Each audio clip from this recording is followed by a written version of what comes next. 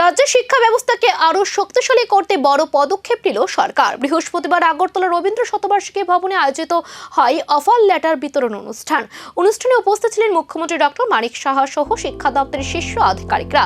এদিন মোট 865 জন শিক্ষককে অফার লেটার প্রদান করা হয়। অনুষ্ঠানে উপস্থিত ছিলেন মুখ্যমন্ত্রী ডক্টর মানিক সাহা, বিদ্যালয় শিক্ষা সচিব মিলেন্দ্র রামটেক, IAS SC ERT অধিকর্তা লালনু নেমি ডাল্লুং এবং প্রাথমিক শিক্ষা ও সমগ্র শিক্ষা প্রকল্প অধিকর্তা রাজীব দত্ত।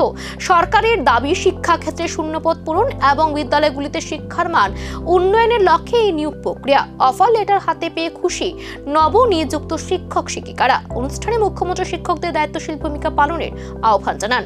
সেই অনুষ্ঠানে আমাদের মাঝে উপস্থিত আছেন সম্মানিত Shri Milind Ramteke, secretary school education এবং অন্যান্য দপ্তরের।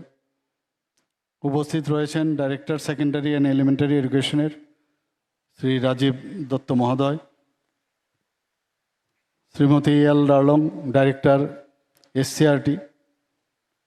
তাছাড়া এখানে যারা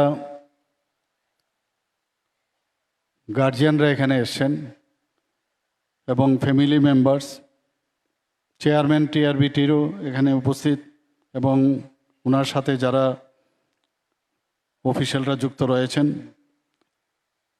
এবং যেখানে অফিসিয়াল যারা এডুকেশন ডিপার্টমেন্টের উপস্থিত শিক্ষক এবং শিক্ষিকাগণ এবং যারা অফার নিতে এসছেন এবং অন্যান্য যারা অতিথিবর্গ, মিডিয়া বন্ধুরা, সবাইকে আমি আন্তরিকভাবে শুভেচ্ছা এবং ধন্যবাদ জানাচ্ছি।